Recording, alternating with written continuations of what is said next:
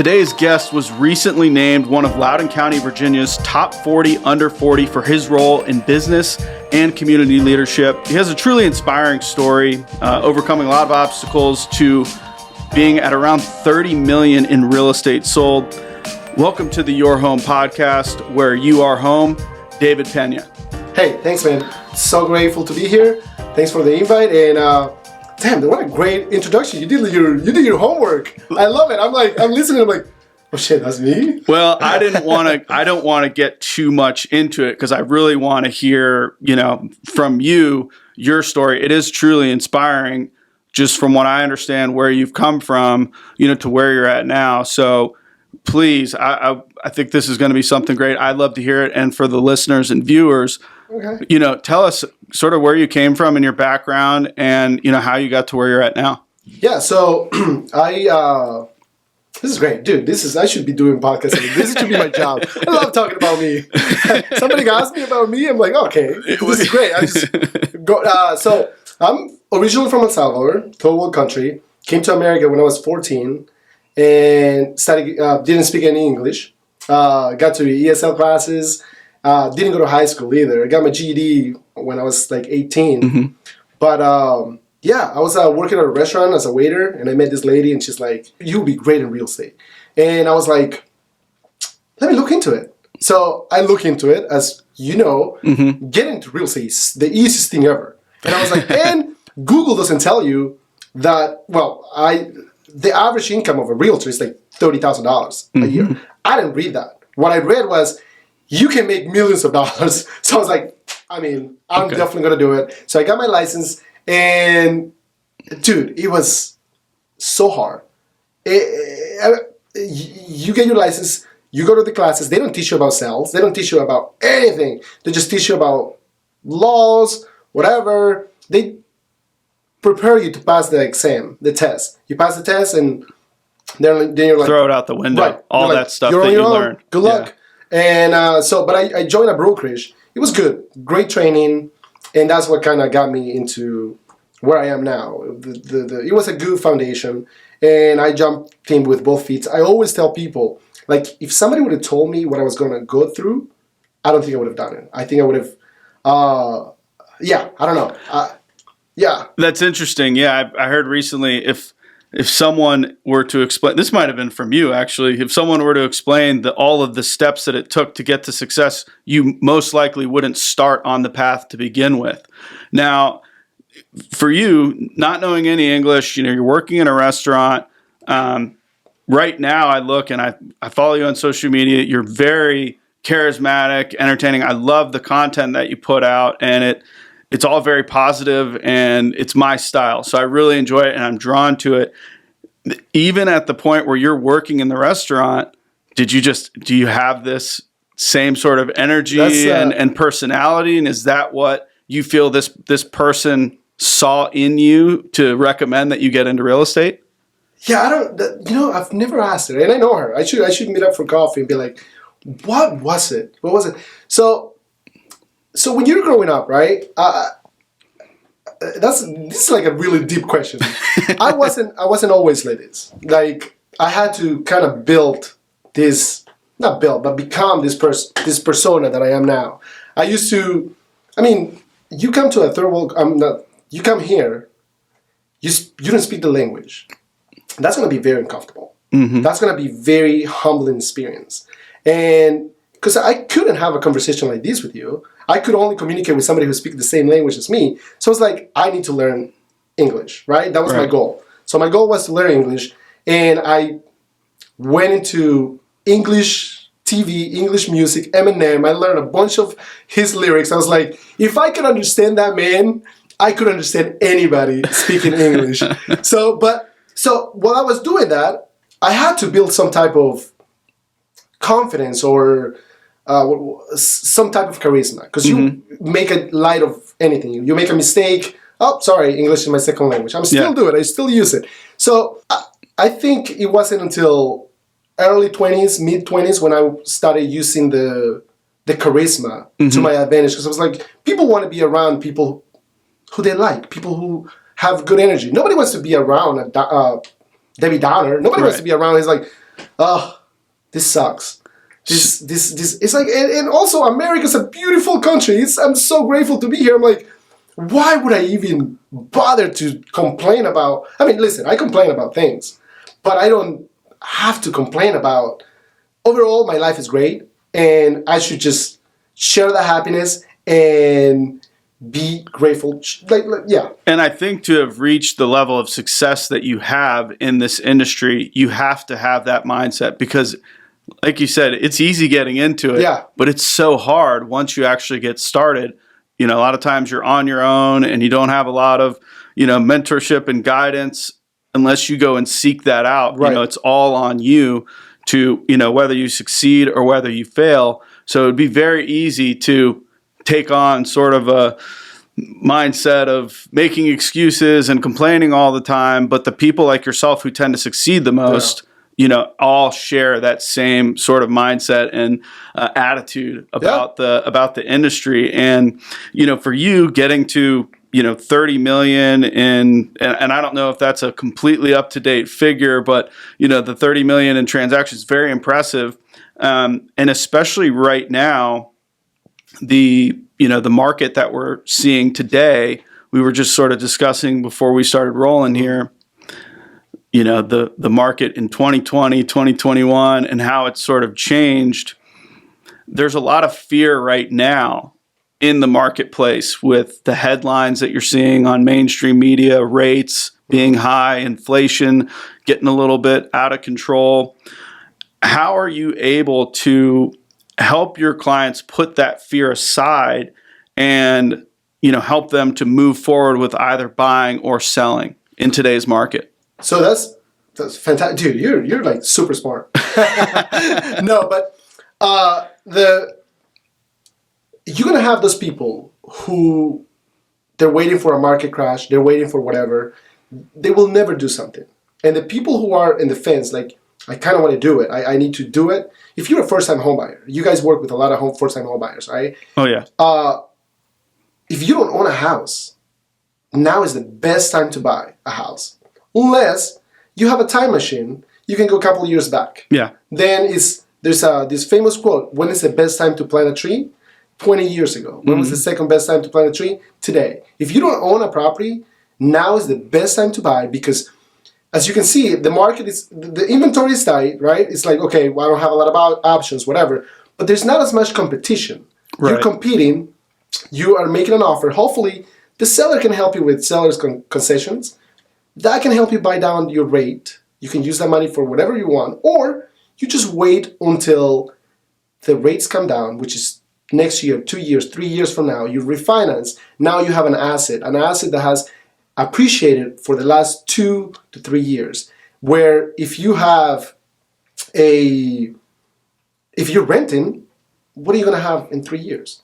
And the rates go down, let's say next year, it's like, okay, I'm going to jump into the market. Okay, now you're jumping with millions of other people who have been in the same boat as you, waiting to make that jump and take advantage of that market crash. And you are competing with all these people and is appreciating the properties even more, or you can inflate it or whatever. I saw, especially for the first-time home buyers, even in 2020, 2021, when everybody saw that the interest rates were so low, I still saw that as a crisis for them.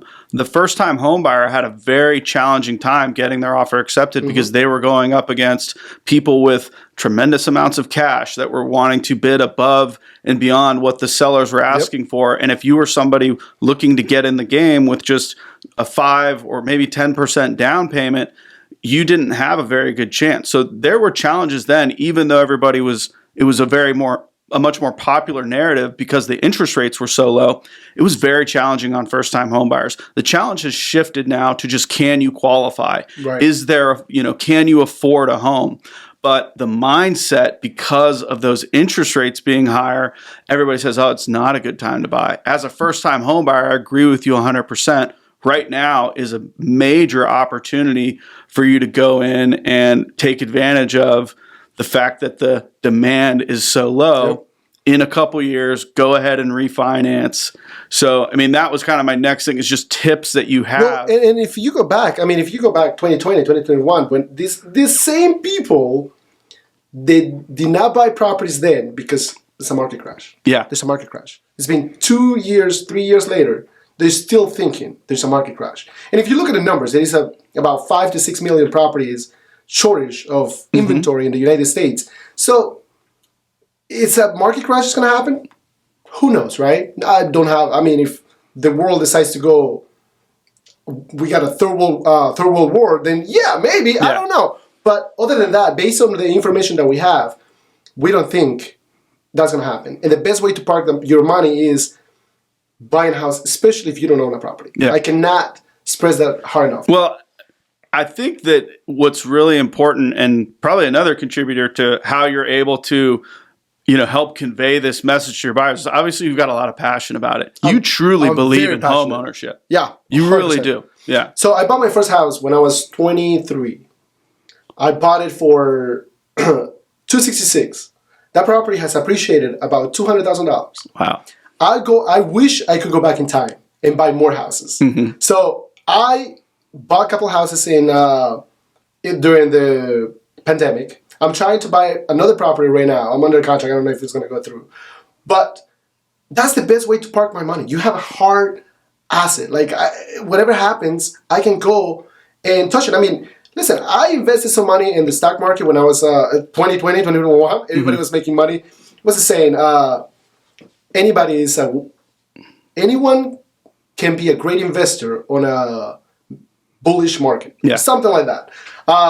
So I made some money. Then 2022, I guess last year, the accounts just saw it drop 50%. I'm like, holy moly, this is, oh my gosh. Especially if you were dabbling in crypto. Right. And it's so easy to just go on your app and just transfer, sell, whatever. Mm-hmm. Where if you have a real estate, whatever happens in real estate, and if you haven't invested, somebody else is paying down your mortgage. Somebody else is taking care of all the taxes, insurance, and hopefully you're making a little bit of money, right? You're going to have that. And I run into a lot of people who say, oh, but what if they destroy your house? Or what if they don't pay? It's like, there is a chance. Everything in life is risky. You're gonna run a risk by paying rent the rest of your life, and you're gonna get to 50 and not have a property to show. I mean, Imagine if you buy a property today in 60 years. Let's say you never refinance, you never touch that property. That property is gonna be free and clear.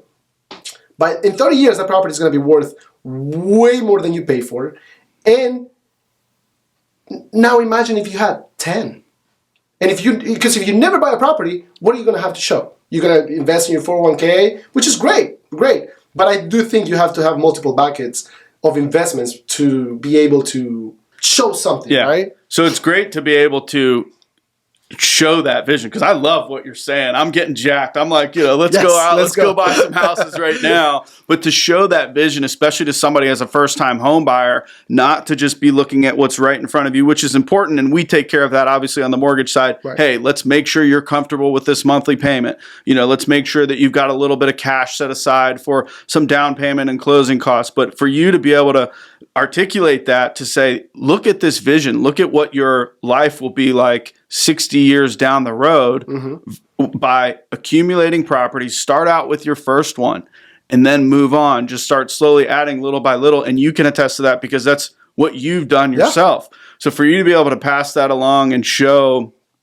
this is the full picture, versus if you say, oh, I'm going to wait and sit on the sidelines. Well, you could be waiting and sitting on the sidelines for a long time and totally miss out on this opportunity to really start building wealth.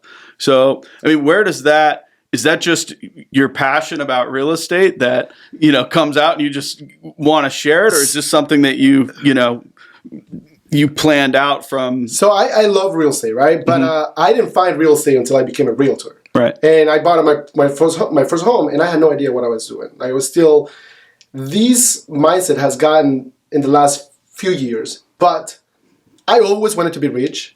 I grew up in a third world country. And I saw so much poverty, and I was like, at some point, I even questioned I grew up with my mom, with my brothers, my dad wasn't around, but I'm like, why would, and I'm not trying to bash anybody, I love my mother, right? Yeah. But I'm like, why would she have a baby in this environment? So growing up, I saw so much poverty. I was like, in my mind, I'm like, I'm never having a kid if I'm going to live like this. And that put a drive on me. I was like, I'm going to be rich. I'm going to be multimillionaire. And then I didn't know how I was going to get there. I wanted to go to college, but college was so expensive. I was like, screw that. That's out of the question. Then I met this lady, remember? She's like, you would be great in real estate. So I'm like, oh, let me look into real estate. Oh shit, this is my path. This is my path to build wealth, to become multimillionaire. I still want to be multimillionaire, but I want to help people. The marketplace is going to pay the value you provide, right? So if I'm bringing a value, it's like, look, this is what I'm doing. You can also do it. I'm providing a value. I'm going to get compensated by that. I'm going to make my money. I'm going to be able to invest real estate and play with whatever I want to do. But I'm using that vehicle to build wealth, and I want to bring people along because at the end of the day, I'm trying to make money as well. And by me helping, they're helping me, right? It's like, was it Zig Ziglar who says, you can help anybody. So I'm going to butcher the quote. Do you know what quote I'm talking about? No. He says, you can get whatever you want as long as you help as many people get what they want. Yeah. So something along the lines of that. Yeah. So yeah. You reap what you sow. You whatever it is that you're looking to receive, just give that to other people, and it's going to come back to you, tenfold a lot of times. I mean, you guys are providing value for realtors, for anybody. You're out here doing a podcast, providing value, bringing people in, and this is going to be like, oh my gosh, these guys are killing it. I want to be part of it. I want to work with these guys. I want to partner up with them, and I want them to do my loans. You know what I mean? We're doing our part. We believe in. Obviously, we believe in real estate and helping people out, and so we make it our goal to help real estate agents share their story, connect deeper with clients, and that's the purpose of us doing this. Should be entertaining and fun. I mean, I think this is great, and people will love to hear your story. Now, you have such a the big picture vision. I think you've really got your finger on the pulse there. I'm trying to figure out a way to how I want to say this, because I look at, and we talk about the problem that we have right now. You mentioned, I think you said the number 5 or 6 million homes as a shortage. I get not a lot, but I get some haters in the DMs and everything saying, oh, you just try to make money. You tell people to buy houses when, they really shouldn't. I obviously believe in this business, and I look at, it's interesting when you talk about how would you have a baby, during this, this time. I want to see a solution to this housing market crisis that we have, this inventory problem. When you look at people right now, the average couple is like 1.5 children that they're having versus 30 years ago it was like 2.5. They're having children later on in life.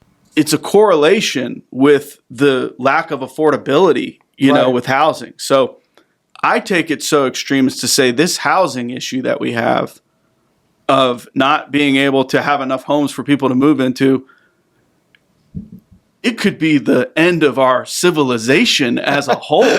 Like, that's the kind of thing I look at that and you say, people when they own a home and they, have that security and they know that they've got that nest egg of the equity that they built up over time, they feel more confident and they're able to go out and they're starting families. Right. When we started this company, one of the first employees that we hired, right after she came to work here, she bought a house. Nice. She got married and then she had a baby. And I just look at that and it's, that I feel like is the American dream, and it's not just real estate agents and loan officers out here trying to make a buck. I mean, we're driving something that's really important for society. So anyways, that's just... No, dude, I love it. I love it. Yeah. I mean, I haven't thought that deep, but you're onto something. Yeah. Because, like the fact that I didn't even know what's the average. I know the average a couple are having 1.5 babies, but I didn't know back then it was more. So...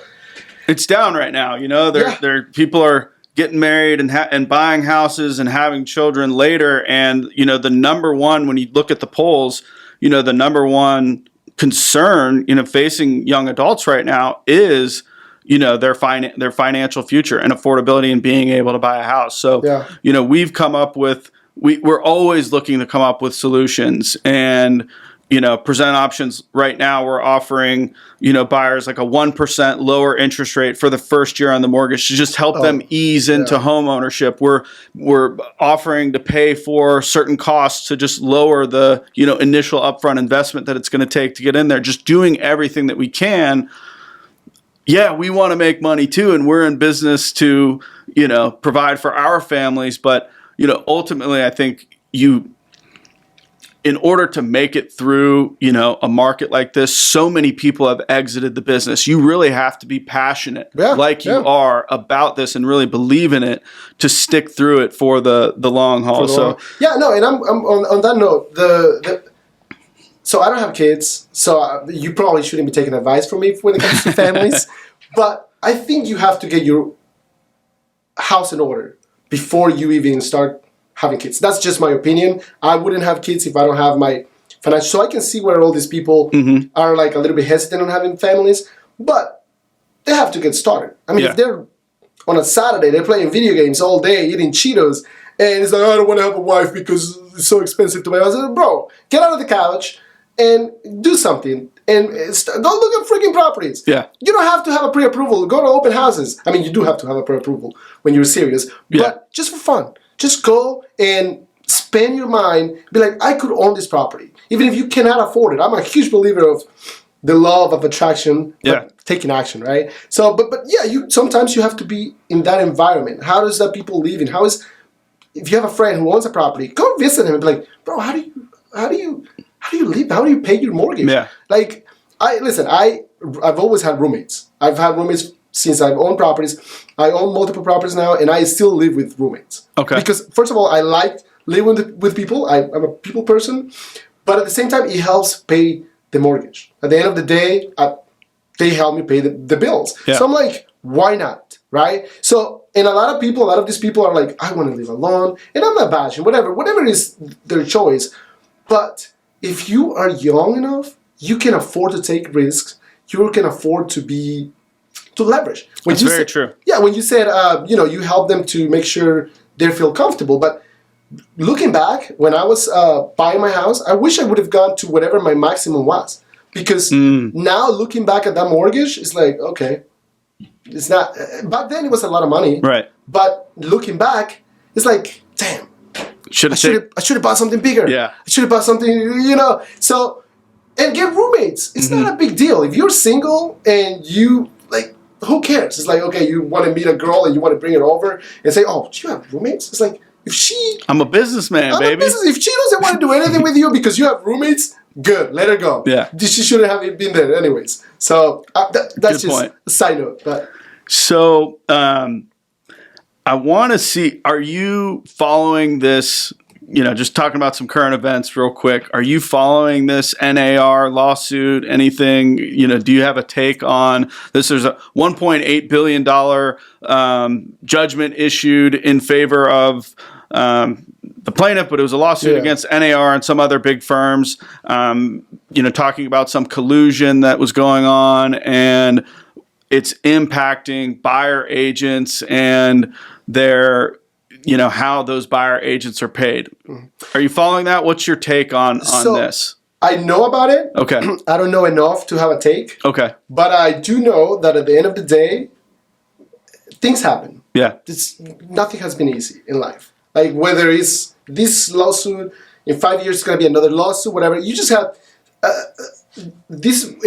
whenever that happens, what I do is I just put my head down and do what I do, right? Prospect, follow up with my clients. Because at the end of the day, it's real estate is still selling. Yeah. If I just put all my energy and focus on whatever is happening, it's like, oh my gosh, look at this. Oh, the market's going to suck. Oh, buyer's agent is not going to have representation. It's like, okay, well, my time is better spent doing something productive and talking to people like you. Yeah. Boom. Well, it's funny that you say that because, I do ask, it's like, let's see if we can get the take. It's it's sort of clickbaity, right? Like everybody wants to hear somebody's take on that. But, I'm the same way. And in mortgage, every single day we're getting updates on the interest rates, and Andrew and I will talk about it and say, it's almost toxic. You see the rates come down, you get the update. It's like, or the rates went up. You get that update. Rates are up today. You feel sad. Right.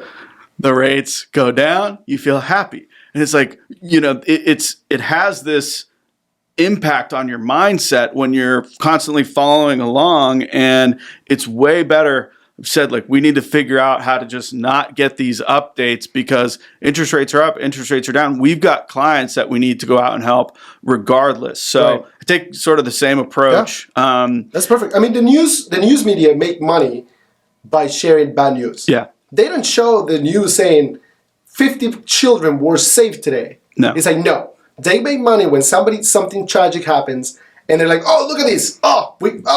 So that's how they make money. They don't make money by sharing good, positive stuff. So that's why I haven't watched news. The stuff that I find out is through social media, Instagram or Facebook. I'm like, oh, something happened today. Okay. Yeah. So well, ultimately, you have such little impact on those things. Like, whatever the news is talking about, who's the president, who's in office.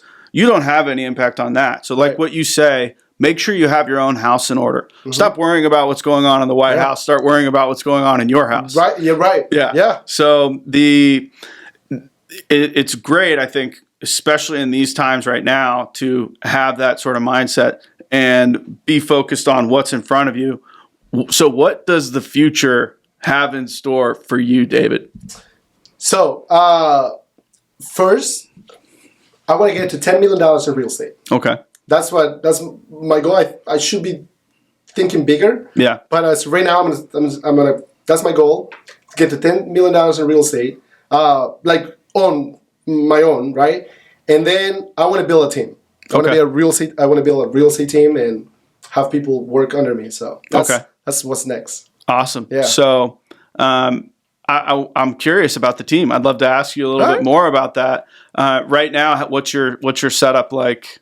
Is it just, are you solo? You're grinding it out. You got transaction coordinators. What's your setup look like? So right now it's I'm the only one selling. Okay. I do have a transaction coordinator, and then I do everything else. Okay. Driving around, showing properties, listing appointments. But yeah, right now it's just pretty much. I mean, until I get a contract, I send it to the transaction coordinator. That's the goal. So this is going to allow you, by bringing in other agents, it's going to allow you to leverage your time and go out and help more people. Right. Yeah, go after more sellers, and because this is what I learned when I was at Keller Williams. Listing leads leverage. If you focus on listings, the business will come. Yeah, because that's going to create. So it doesn't matter what's happening with NAR and whatever people are suing for, whatever. Yeah. If you have 20 listings, who cares? It's interesting. When we started this company, the vision was really focused on first-time home buyers, and it's been painful for a lot of the first-time home buyers and for us as well. But in sort of discovering that, recently we found that sellers are the best buyers. Yeah. Yeah.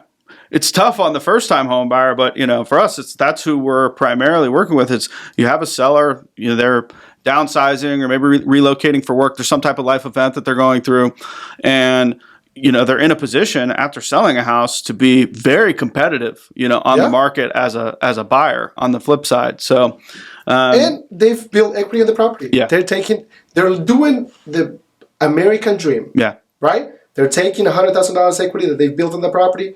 Put it in the next one. If it's bigger, I'm talking about move-up buyers, right? Yeah. They're taking that money and put it into the next property that is probably bigger than the one they have. And yeah, it's great.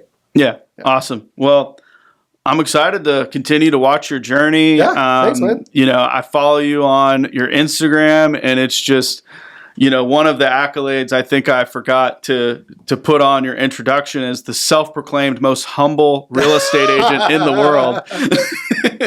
Yes, so I am very humble. Yeah, you're a fun guy. Yeah. It's been great sitting down, having this conversation, and I look forward to doing it again. Thanks, man. Appreciate it. So we will link all of David's contact information in the description below here. Follow him on all social media, and then if you're looking to buy or sell real estate in the Northern Virginia area, reach out to David. He's a great guy. Be excellent to work with. Awesome. All right. That's a wrap. Yeah.